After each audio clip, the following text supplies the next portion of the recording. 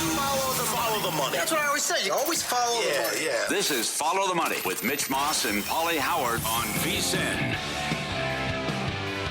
Here we go. Welcome in. It is Follow the Money on VSiN, the Sports Betting Network. Thanks for watching today. YouTube TV, listening on Sirius XM Channel 158, iHeartRadio, TuneIn Radio, or any of our outstanding affiliates across the country. A lot of Week 16 reaction on this 3-hour program today. We will look ahead to the numbers in Week 17, get you set for a Monday Night Football betting preview multiple times, talk about the college football quarterfinal numbers that we have. Nick Whalen on the program, best bet or bets from him tonight. Monday Night Football, maybe a little NBA as well. Warren Sharp in 90 minutes. And Stanford Steve live in Indy tonight. His thoughts on the Monday Night Football game and reaction to the games that we had in college football. How good was Week 16, Paulie? If you go back to Thursday night. With that finish, B+. B+? What happened on Saturday night? The Bears' improbable comeback. Yep. Look, I know we had a bunch of blowouts yesterday as well, and it's a handful of bad games, but the finish to the Lions-Steelers game, Bills-Browns enticing. That was a fun watch. The Buccaneers-Panthers with how meaningful that game was. The Jags going to Denver. I mean, that was maybe one of the performances of the entire year by any team. Pats-Ravens to cap it off on Sunday night. Yep. In terms of overall, this is why we love, betting this stuff is like it's king and it's with a bullet. But then when you get that extra drama involved, that's why everybody, we only have a couple of weeks of this left and it stinks. Well, you can look at all these playoff scenarios where a team could get the 1 or the 2 seed or then drop to the 7 or miss out. Yep. And then what could happen in the AFC where you still don't have all these seeds decided and all these teams that can still get the 1 seed. To think that the Chargers could get the 2 seed and win this division. They've quietly won 7 of 8 and no one's talking about them as they keep winning games. And I still can't get over the Chicago Bears, who have 6 times have won a game when trailing with less than 2 minutes left, the most since 1970. The Packers are their first 4 drives inside the Chicago 10, a grand total of 6 points. And I'm sick of seeing shotgun on 4th and inches. I'm sick of the fumbles inside the 1 or 2 yard line. But how the Bears keep doing this on a regular basis. First of all, you have to go back. Come on, onside kick. They're 11-1 in play before the onside kick. They butcher the clock. They have to kick the field goal, and they still win the game. I don't think 11-1 was high enough. Probably not. Because it's a dead play. Right. And I think you mentioned this yesterday on the VSiN tailgate show that we do every Sunday morning at 9 o'clock Eastern time. The Eagles-Commanders game, wasn't there a conversation on the broadcast about how you just get rid of it? Greg Olson, yes. And then later on, 3 hours later, it actually happens and they get it. And a lot of people, by the way, reminding me that game felt a lot like the NFC title game collapse in Seattle 10 years ago. Yeah, not bad. Actually, that game was... Not bad. That game was an all-timer. Nothing will top it. But there were shades of it in this Chicago game. Mm-hmm. They had zero business at all being in it. Yeah. And I was totally fine after Malik Willis came in. The guy's good with Matt LaFleur. Like, that can work. But, again, for them to be the 2 seed right now in the NFC, and they would be hosting the Packers right now if the playoffs started today, that is absolutely bananas. It's a wild season. Yeah, I would say this. It's a strange season. Trevor Lawrence is playing at an MVP level. New England's awesome. The Broncos, even though with the bad loss, can get the 1 seed. Mahomes isn't going to make it. Jackson's not going to make it. Goff's not going to make it. Burrow, we already know, is out. Every team above 500 at laying a big number as a favorite didn't cover yesterday. It was a weird week. And again, a lot of people still think the Bills are good, but they gave up 160 yards rushing again to a bunch of no-names in Cleveland. Right. And do you know who they would play right now in the AFC playoffs if they started today? They would go and play at Jacksonville. Do you think that they're going to slow down the running game right now? And Trevor Lawrence, tip my cap to the guy. Guy's been awesome now for, he's having his best year of his career. Yep. And this team, again, I cannot get over what they did to Denver on the road yesterday. Took that team apart. Was never really a game. I actually think the final score is misleading. We got to be concerned about their defense now. There's some bad performances now. Guys are running wide open. Your tackling's been atrocious. And that is now Love and Lawrence that have carved you up. Green Bay's up 9 in the third quarter, and then the interception happens and Watson gets hurt. Yeah, no relation to Moss, by the way, in the secondary. All the penalties. Weakest link on the team. That's right. More than likely. Yep. But that was I couldn't get my eyes off that game, what they were doing. And that was, again, Lawrence was fantastic. and I've never been a fan of him. Like that's the way in his current form right now. That's the guy we were told about. That's the guy we watched at Clemson. We were supposed to get that for his entire career. And my biggest problem with him has been he hasn't come close to living up to it, and yet he gets a pass. Like if he was another number 1 overall pick playing like he did, he'd get absolutely mauled in the media. For some reason, didn't. Golden boy, and now he's finally playing like it. 6-0 straight up in ATS, outscored their opponents 205-92. And I got one for you. They are cooking now. They are the best team in the NFL to go over their team total this year. They're 12-3. Yeah. 7-0 on the road. Yeah. So all great numbers there with that team. And then how about what took place yesterday with the Lions late against the Steelers and how that game unraveled? First of all, the PI on Tesla, I thought that was outrageous. Absolutely. Chiefs been running that for years. And I go back to the St. Brown play. Michael Irvin, that was his whole career, pushing off and doing stuff like that. Never calling it. By the way, I think it was either the post game or during the broadcast on the actual game itself. They said, little phony baloney time there from Jalen Ramsey. Oh, acting. The acting. Little NBA. Big time. Absolutely. Mm-hmm. Yep. I feel the same way as I did Thursday night. I feel dirty and like you have a bad taste in your mouth of how that ended. Number one, it took them 5 minutes to explain it. And then it's, offensive PI. You think the Lions are going to win. Goff said you can't blame the officials, but they are down so many guys. And I know you're going to come over to the dark side now with this Pittsburgh offense. 481 yards, killed them on the ground. But at Detroit, points allowed, 27, 31, 36, 34, 29. They also had 3 different centers in there. They had 12 carries for 15 yards. Yeah, I'm not coming over to the dark side. Yeah, we can run the ball. We got all the weapons with the Pittsburgh Yet another Steelers. bet. Don't make the mistake. Another horrible defense they played yesterday. Okay. Now, and here, by the way, so here's something I don't think anybody's talked about. If the Lions actually score that touchdown there's a huge sweat. Do you know what it is? They take a 30-29 lead. Massive gambling implications were on the line. Give or take 8, 10, 15 seconds left. Depends on which play we're talking about here that would have been a touchdown. They were going to go for 2. Okay.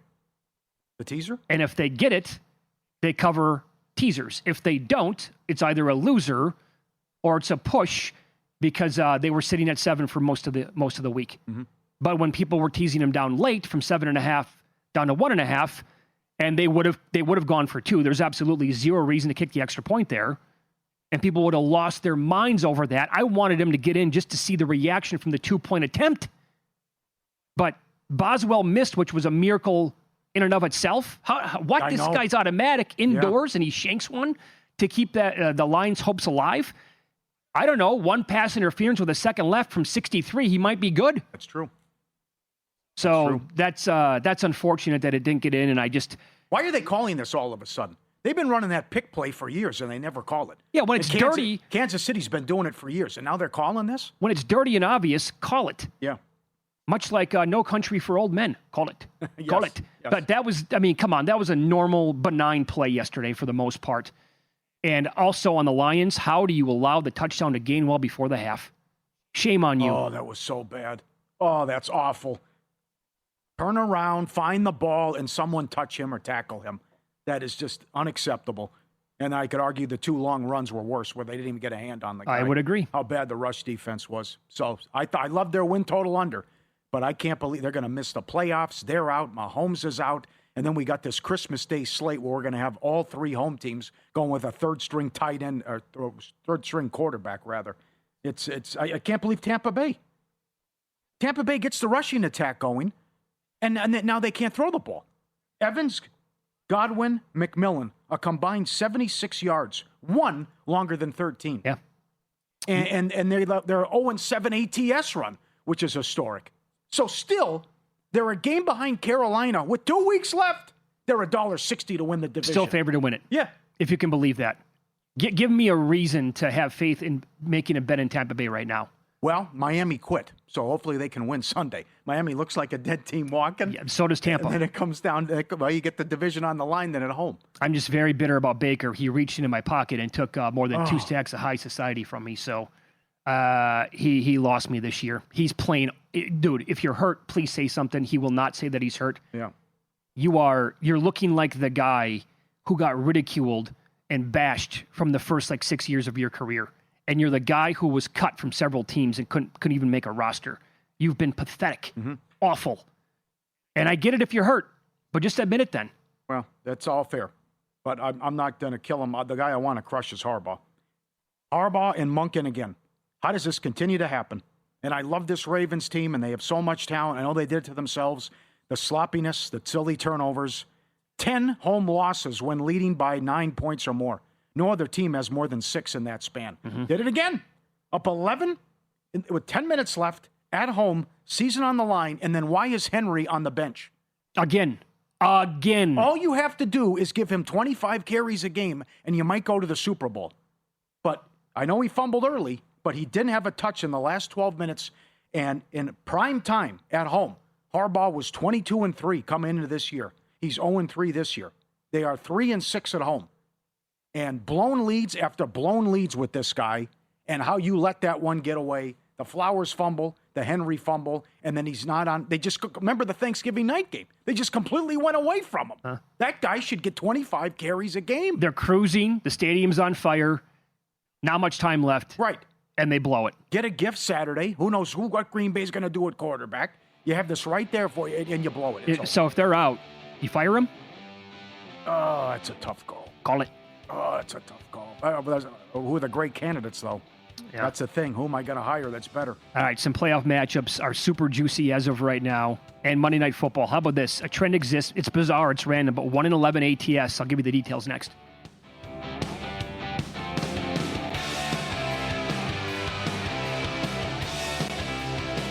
So you're listening to this podcast because you want an edge. But what if I told you you're only halfway there? You've got the mindset. Now it's time to get the toolkit to match. Here's the thing. Pro bettors spend thousands on data and tools, but what they don't want you to know is you can get the same edge for a fraction of the cost with VSiN Pro. With VSiN Pro, you get access to expert picks, public betting data, prop projections, powerful tools, analytics, and more. Tap the link in the description and see why thousands of bettors are already using VSiN Pro to cash more bets.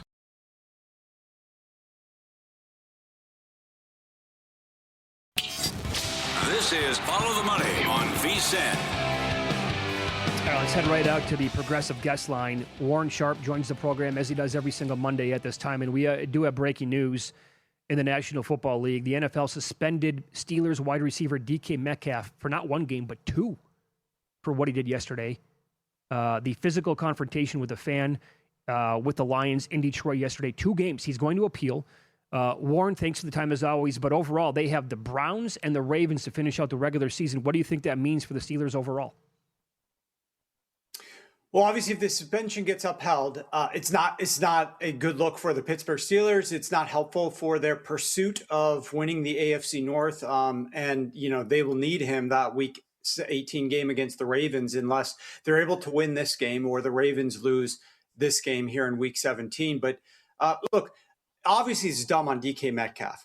I don't know what the fans said. There's different rumors about what the fans said, and it's a he said back and forth between DK versus the fan as to who said what. And obviously, the fan lawyered up, and he's got the lawyers sharing some of the talking points about what happened from his perspective related to the incident. To me, though, this is also on the Steelers staff. Like, how are you not there to keep a player who's actively playing in the game focused on the game? When you see him back there interacting with a fan, you've got to get them out of that situation. And so to me, this is as much on DK, but we know some of these players, especially receivers, it seems a little bit hot-headed, a little bit just overzealous. And you got to have somebody there from the staff, even if it's somebody who does the water or the equipment, be aware of it and report it to someone else so that they can go remove him from that situation before it escalates.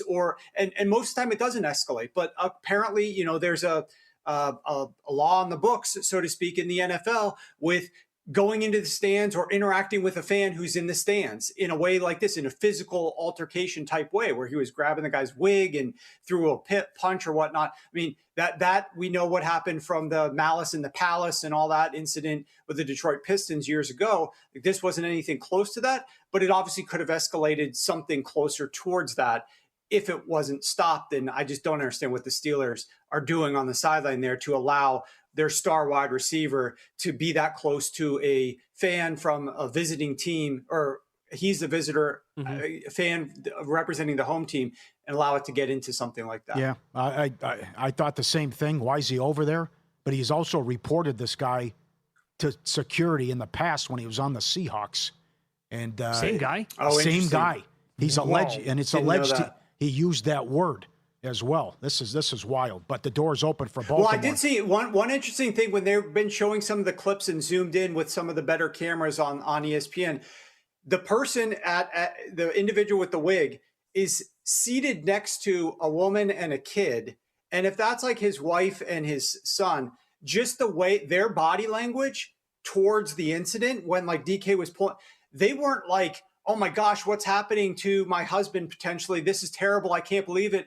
They were more like, you know, what is he going to do? Like kind of expecting something like that to happen with the way that this guy probably was going after DK in a verbal manner. So they look like it was in part from him instigating it too much potentially. Okay, so we talked about this briefly on the show so far. We're going to expand on it coming up in the next hour as well, and that is a fascinating Coach of the Year market with so many viable and deserving candidates this year. But your observations with what we watched yesterday and also Saturday, and if you go back and just like compare what Liam Cohen is doing in Jacksonville this year to previous years with Trevor Lawrence, and the same thing has to be said with Ben Johnson this year for the Chicago Bears compared to what it was like with Matt Eberflus and how it was just, oh my God, it's totally night and day. But what have you noticed with those two guys and maybe others? Yes, you hit nail on the head. To me, it's the impact of coaching and why coaching matters so much and why I put so much emphasis on coaching. It is massively important. It can change the direction of a franchise. It can turn games from losses into wins. It can turn games from, winning a few games to making it all the way into the postseason like both of these teams are going to do. And so I'm extraordinarily impressed. Obviously, you take a guy like Mike Vrabel, who's leading the list, and he's working with Drake May in year 2, and Drake May is just budding superstar, right, in the league before us all. But if you look at like Caleb Williams, yes, he's young too, but Trevor Lawrence, a little bit more years without a good coach on the books. It's just night and day difference. And I think to an extent with Mike Vrabel, the thing that's working against him, although he's the favorite to win this award, is the fact that it's Josh McDaniels coming in with that offense and Josh McDaniels in that play calling and is really elevating Drake May to a degree. I think Drake May looks awesome, probably whoever's calling plays, but certainly it absolutely helps him. So I think the impact that you could see with a guy like Trevor Lawrence with and without Liam Cohen, it just speaks to me that more teams, and it starts with the ownership, have to emphasize if we're seemingly spinning our wheels and not really getting anywhere, we have to go over the top and be as aggressive as possible to hire a brilliant offensive-minded coach, an offensive coordinator, a strategist who could come in and help change the direction of our franchise, change the direction of our quarterback, elevate him to as high as he can get him. And if that's still not the right quarterback, then go find a new quarterback who you can take to the playoffs like both of these guys are doing. It's really fun to watch.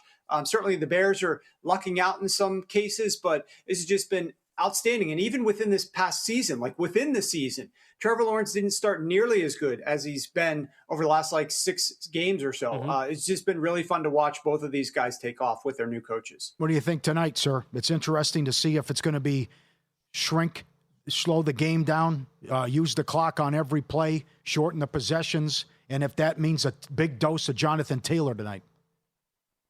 Well, I think that's got to be what they come in doing. But then the key is, how do the 49ers change things up? And one of the great things about Shane Steichen is his ability to call great plays and strategize that opening script to score points early in the game to give Phillip Rivers a little bit more cushion to settle down into. And so I think that that's definitely going to be a strategy here, is not just slowly and being willing to punt the ball on the first possession, because if you do that and the Niners then go down and score, then you're playing from behind for most of the game and it's all about getting back on track. So I expect the Colts actually to be a little bit more aggressive coming out the gates with some great play called script and have some success early. And that'll then keep them in the game all the way through to allow them to not get into a pure drop back game. all of that being said, a couple of things that I like here. I do like Jonathan Taylor from an explosive run perspective, and I've shown this chart before. I'll show it one more time. You've got the Indianapolis Colts going up against one of the weakest run defenses that they've played in weeks, and that's the San Francisco 49ers, who rank well below average. They've played 3 straight games against top 6 run defenses. Now they get the 49ers. I think he's going to have some opportunity to have an explosive run. I also think Phillip Rivers, though, from a completions perspective, look, he had, I think, 18 completions last week on the road against a ridiculously good pass defense in his first game back without very much familiarity with his receiving core. I think he settles down into this offense a little bit more, and there's a bigger chance that he's going to be trailing in this game because if you recall, they were not losing in that game in Seattle until 2 minutes and 37 seconds left in the game. In the fourth quarter, that's the first time that they were actually down on the scoreboard. I think there's a easier opportunity here, or a larger chance that they are going to be down earlier in this game, forcing Phillip Rivers to throw the football a little bit more. But I don't necessarily know that that means big explosive plays down the field, but underneath, working that defense and the zone defense underneath, some completions there. So I think that there's some upside for Phillip Rivers completions over. And one other one that I thought was interesting was Brock Purdy's longest rush. This one, nobody's really going to be on. I haven't heard it from anybody else yet, but Brock Purdy has actually gone over his longest rush in 4 out of the 5 games besides that first game that he came back from being injured. And if you look since last season, he's gone over a longest rush of 7.5, which is the line right now, in 11 out of his 15 games that he played last year. So he doesn't run often, but if you think about the strength of the Indianapolis Colts defense, it's not the secondary, it's the defensive line. And as a result, they're going to get some pressure at some point in time, and he's going to be forced to move. I think Christian McCaffrey might struggle to run the football here. I think they will be throwing the football at a relatively decent clip. And I think that there's going to be opportunities for some scrambles to go over 7.5 longest rush. Very good. I love the thought process there, Warren, and we love talking to you as well every single week. We will not talk to you again before Christmas, so hope that you have a great Christmas with the family, and we'll talk to you on Sunday morning on the Tailgate Show, bright and early, okay? Thanks, guys. Merry Christmas to you as well. Good luck tonight. Yeah, back at you. There you go. You can follow him on X. He is at Sharp Football. The website is sharp.football as well, and he was on the progressive guest line. That's a low number there, 7.5 for Purdy. Yeah. And I get it. First game back, didn't go over it, but then 4 straight since. This is a great discussion. You can't go in the stands, I know that. But he's saying he called him the N-word and he called his mom the C-word. This is unbelievable. Well, if that's true, then yeah. As Mike Tomlin said, who was the player that got spit in the face? Ramsey, yeah. Chase spit in his face. Anything goes. Anything goes. Yeah. You use those words, anything goes. And then, I mean, if Baltimore wins Saturday now and you got to go to Cleveland without your best wide receiver.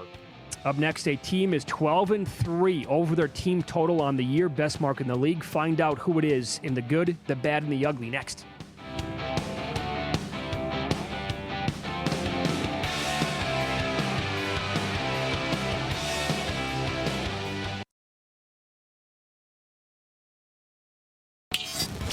This is Follow the Money on VSiN. A developing situation. Point spread total tonight, Monday Night Football here at Circa. The Niners are down to 4, the total up to 47. So that number was down to 45.5 at some books earlier today. Game day money on the total, game day money here on the home team, the Indianapolis Colts. And let's go out to the progressive guest line as Stanford Steve joins the program now. Great job, obviously, on SportsCenter, ESPN, the SV Pod. He is live in Indy. Steve, good to talk to you, man. Where are you at right now? Just walking into the stadium, boys, down the hallway, about to go out and watch McCaffrey and old man Rivers warm up and see what we got here. Absolutely love this stadium. It's awesome. So a lot of red walking around. The faithful is going to be strong here tonight. Oh man, it's incredible, Steve. No one travels like 49er Nation. Careful. That's kind of new to me, though. When I was in college, they didn't travel like this. Kind of new. Might be a little bandwagon, folks. You know that? You know that, Paul. Well, they were bad for a while. They did this under Harbaugh, I know, for a long time. Okay, so what do you think, by the way, of those numbers moving like that? Money on the Colts and now money on the over. Yeah, I can see that. The issue is the onus is on the Colts with what Rivers put on tape last week, guys. They got to have some more answers. He practiced for a full week. You know, he's got to make some different throws. They got to have some tricks in the bag to get the ball downfield. You know, he doesn't have the strongest arm. The age is obviously a question. Saleh is as good a defensive coordinator as the league. I think they're going to put heat on him and put a bunch of guys in and make him throw the ball. But I'm still always a Shane Steichen fan. I think he's been great. He's just running a brutal situation with quarterbacks. But this Colts team has everything on the line, man. It's still there. They haven't won in what feels like almost 2 months. But they'll be ready tonight. I like the under. I think it's going to be a highly contested game. San Francisco doesn't blow anybody out. The way they play, I look at Purdy. What are we looking at? 11 rush yards? Is that the over/under? I like that over. You like the I think over? you're going to have to move the. Yeah, I think you're going to have to move the pocket. Forrest Buckner is back for the Colts. He's their main guy at D tackle. I look at Shanahan getting Purdy out on the run to help things out. I also look at McCaffrey under, knowing that the onus and the Colts will be on that. But I like Purdy over McCaffrey. Maybe you get a bigger number with rush and receiving under, so you can take that under. But I look at that as being a factor. I think Purdy's going to have to throw it and be a major factor tonight. Okay, so then I guess this is probably correlated. If you like Purdy to go over 11.5, whatever that number is with the rushing yards, I'll get it for you here in a second, but would you also like him to go over longest rush, 7.5? Yeah. Let's get the 2-for-1 on that. Might as well. Maybe we get it on one play.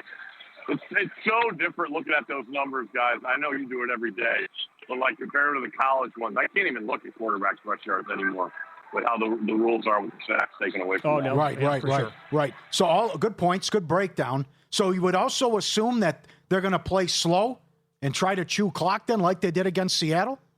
Absolutely. Okay, great. Absolutely. You go back and you look at it. Why did they get Rivers? Because he didn't cost them the game. He's not going to lose you the game. They're going to be conservative, but they got to figure out ways to get Taylor loose. But he's going to keep you in the game with his decision-making alone.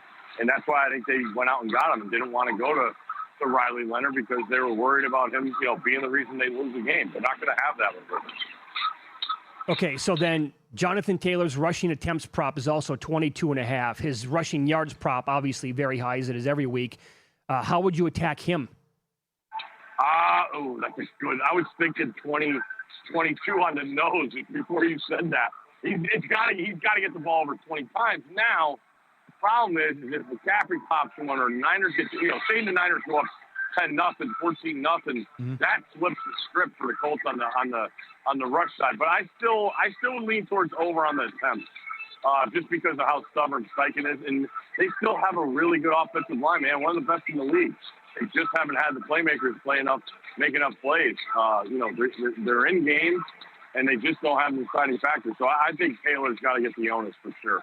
Okay. Well, I know this. If tonight's game goes anywhere close to what the primetime games were like this week, you're in for something crazy to happen probably in the fourth quarter. Can you believe how dramatic, like week 16 is like, it was just phenomenal. It's going to stick out, I think, to me a couple years down the road. Yeah, I mean, you go back to what Thursday was. Saturday night was incredible with Caleb coming back. And obviously last night, I mean, to see Drake May do that, I was like, wow. I mean, what do they got? They got Jets and Dolphins. They're going to be the 1 seed. I thought after they beat Buffalo early in the year, seeing that schedule, that they were going to be the 1 seed. So I felt good about that. You know, you're getting with a Vrabel coach team. They're not going to beat themselves. And they're scary, man. They're scary because they got playmakers with Diggs and Henry at tight end. They definitely need Trevion back. Now, maybe they'll let him to make sure he's good moving forward. But they got all systems go. Watch, and you got to go there. You know weather's going to be a factor. It's not going to bother them. So there's a lot of – it's like the old days, going to play there. Very rarely do we see them lose a game at home in the playoffs. Well, if I get that Diggs, too. They are nasty. It's a good offense. Watch them tonight after the game with Van Pelt. I'm excited for the Bad Beats. Stanford Steve, our guest, on the Progressive Guest Line, live from Indy. Bigger surprise, the Oklahoma meltdown or Texas A&M's offense? I would say A&M's offense. I didn't understand why there was, no quarterback run game, no out-of-pocket pass game. Like, you're up against it with that defensive line of Miami, and they continue to use him as a drop-back passer. I did not understand. The environment was absolutely incredible. The biggest question, moving forward, guys, is how healthy Miami came out of that. There were some serious collisions in that game. Yeah. I mean, the second to last play, people are saying, is that targeting? It's defensive player with the helmet. And I'm shocked that's not getting more talk. But again, they didn't use Marcel Reed to run the ball down there. But I give Miami the credit, man.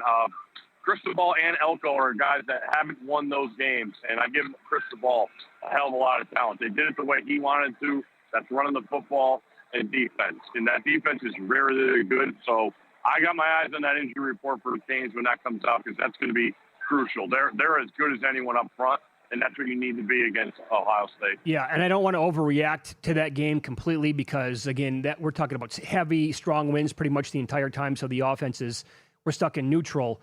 But, their defense, as you said, phenomenal. Ohio State's defense is the best in the country. The total's 42.5. A touch high, in your opinion? Yes. Yeah. What did we end up? Bama ended up going off at 41.5. Is that right? Because that's the other kicker. Nobody had that one coming. Bama, Oklahoma. I'm trying to think what I was right around 41. Yeah, I know. Right? Yeah, right. Yeah. So I more so defensively, the issue is you have NFL skill talent at the wide receiver position on both teams. Mm-hmm. So big plays can happen, and Miami's going to have to take shots. I think Ohio State's going to have to take shots. And Ohio State still has the best player in the sport, so it's going to be awesome. Those are two old school brands playing, and that kicks us off New Year's Eve. I mean, we got 4 gigantic matchups. That's for the quarters. This is who we wanted in it, and now we got them, so we're good. What do you think about the anti-group of 5 stuff? Well, here's the deal is, and I think they would be down for it if they wanted to go play their own playoff. But think about it. You got 6, group of 6. You figure it out. You play home games, and you play for a championship. Who doesn't want to win a championship? I think it's super doable, especially seeing how good these home games guys are. I mean, Norman was crazy. Yeah. That light show before the game was unbelievable. And then A&M was even better. And just the energy around it. Everybody wants in. Travel around all year this year. Everybody was like, we don't want the bye. We want a home playoff game. And so I thought that was really interesting. And then being able to see it the last 2 years, they're awesome atmospheres. By the way, I know it was 34-3 at one point, Oregon over James Madison. But if you look at that, and you could say, well, Mitch, Oregon stopped playing, whatever. Okay, that's fine. I don't know, man. James Madison, they're pretty good. And the way that they looked against Oregon, I thought they were pretty damn impressive for the entire game. Yeah, and I think that's an anomaly. Like, right, we let 1 in. Yes. Not 2. Yes. Yeah. So that's the thing. I thought Tulane was in a brutal matchup. Having to play Ole Miss the second time, with Ole Miss being plenty motivated with what happened to their program in the last month. So, 1, but definitely not 2. And like I said last time when I was with you guys, we're saying it's a 12-team playoff. It's not. It basically came down to 9 teams. Yep. That's right. Yeah, he's going to hang out for a couple more minutes anyway. Stanford Steve, our guest. He's live in Indy tonight for the Monday Night Football game. We're going to get his best bet, I hope anyway, in the quarterfinals that we have. We briefly touched on Miami and Ohio State, but 3 other games, and maybe he has a best bet for tomorrow, or he loves the Hawaii Bowl, or another bowl game.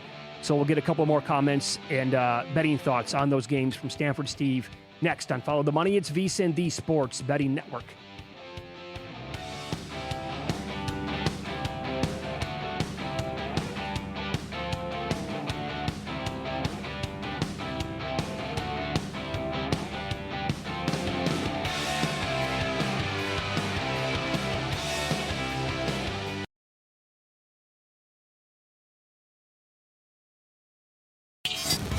This is Follow the Money on VSiN. We continue here. Stanford Steve is live at the stadium tonight for Monday Night Football. Colts hosting the 49ers. So we briefly talked about the Miami and Ohio State game. Of the other 3 quarterfinal games, do you have a best bet?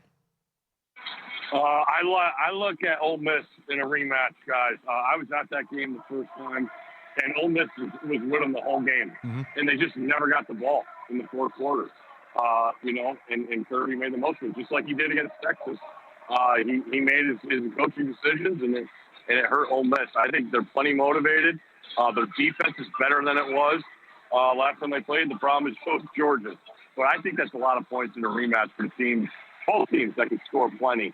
I look at Ole Miss as a dog. And then in the Orange Bowl, are you guys surprised at the point spread? Do you think it's just because Oregon, what they look like against James Madison? Because I thought they would be a bigger favorite. And I'm wary of Texas Tech. They're my favorite story in the playoff. I wish them the best. I just wonder and worry about how much they've been tested. Go back and look at the Big 12 schedule. They really didn't play against any of the great offenses. And on the other side, they haven't been tested. That offensive line has not been tested. And Oregon brings both those things to the table. So that kind of worries me for the Red Raiders. Is it still 1.5? Yes. Yeah. I would say that right. I mean, close enough too. Just take the money line. But that's really surprising. And you saw Lanning ticked off. He gets ticked off pretty easily. He did not like that ending of the game against James Madison. Oregon will be plenty ready and more healthy for that game. So I think the odds are against Texas Tech, even though they are the best story in the sport. So you think, that's a good point. Lanning was livid. They gave up 500 yards. Do you think it's like Texas A&M Part 2 then? Because A&M, look at the SEC schedule. They played all the bottom feeders in the SEC. No, because you still have verified wins. I mean, BYU is a good football team. That's right. Utah is a good football team. I'm just saying about tested, the way a good offense can test you, the way Oregon stretches you sideline to sideline and can throw the ball deep and come back with three-headed monster at running back. A&M, I had zero problem with them. They went to Notre Dame and won. And all I had to hear about was how good Notre Dame was this year. Yeah. So I had zero problem. I actually thought A&M fell too low. I thought they should have been ahead of Ole Miss, and that would have avoided a rematch in the first round and a rematch in the second round, which we're getting. If they just flipped A&M and Ole Miss. I mean, Ole Miss is the one who made the most of an easy schedule, if anybody wants to point fingers at a schedule. That's fair. I'm worried about Texas Tech kicking all these field goals, and that's not going to work against Oregon. They got to punch it into the red zone, and if all these field goals could beat them. How about Alabama catching 7? When is Alabama a 7-point dog? And when has Indiana ever been in this situation? Yeah. I mean, guys, think about it. They're favored to win the national championship. Like Indiana football. Like that. I get it. Cignetti has been an absolute mastermind. But it's hard now to, what do you use it for motivation? You can't play the underdog card anymore. So I think it's a true test to see how they come out. And when you look at it, I still believe Alabama has the best receiving group. If they get anything from Ryan Williams, that's a huge plus. So I just think it's a scary situation for Indiana when all the eyes and pressure are on them. They're going to have, I bet you they have 80% of the crowd at Pasadena. When do they come out? So I think it's 1967, the last time they played in the Rose Bowl. So it's interesting because it's a total reversal of roles. To your point, when the hell has Alabama been 7 in a game in the postseason? When the hell has Indiana been a favorite over such a storied program like Alabama? Yeah, no doubt. What do you have coming up on Bad Beats after the game tonight?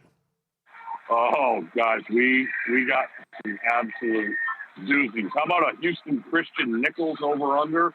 Bradley, Indiana State. Indiana State catching 4.5. The Myrtle Beach Bowl, a total. I don't know if you guys saw the end of that. Coastal Carolina, Old Dominion Hoops. And then I think we'll slide in the JMU Oregon game just because it was so late and people didn't get to see it.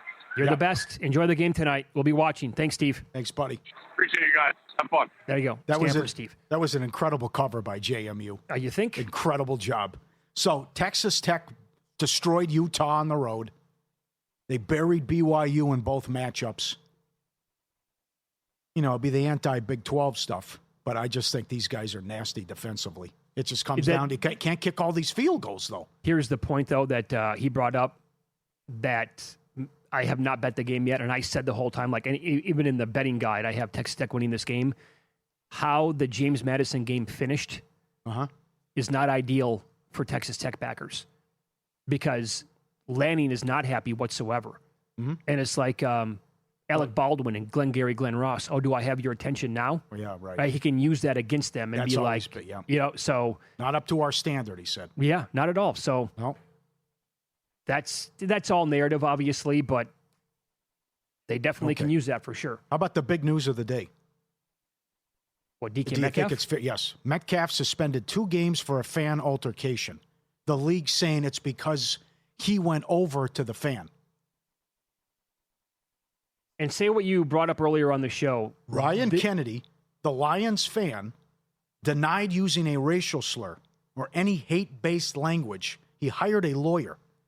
But Metcalf, when he was with the Steelers, reported Kennedy to team security in 2022, 2023, and 2024 when they played at Detroit. Tracy Wolfson, we were all watching the same game with Nance and Romo. He came over because the fan was holding a For Pittsburgh jersey. The fan said something to him. Metcalf didn't like it, and you saw the swipe. Ocho Cinco reported that he said the N-word and called his mom a C-bomb. So I wonder when that this happened is- because there is video, and people are tweeting us the stuff as well. People in the area of the stands, they took video of it, and when they caught it on video, the guy was not dropping those words. Now, maybe he said it beforehand. I don't know. But also, like, if that guy has been a pest to DK in the past, why even linger in that section? You're kind of like baiting him almost a little bit. Like, is he going to do anything right now? Let me get a little bit closer. See if the guy really wants to do something here. We know this about DK Metcalf. The guy's got, 2% body fat? Oh, he knocked his head off. Oh, of course he would. He destroyed the guy. I agree with Warren Sharp, though. Why is he...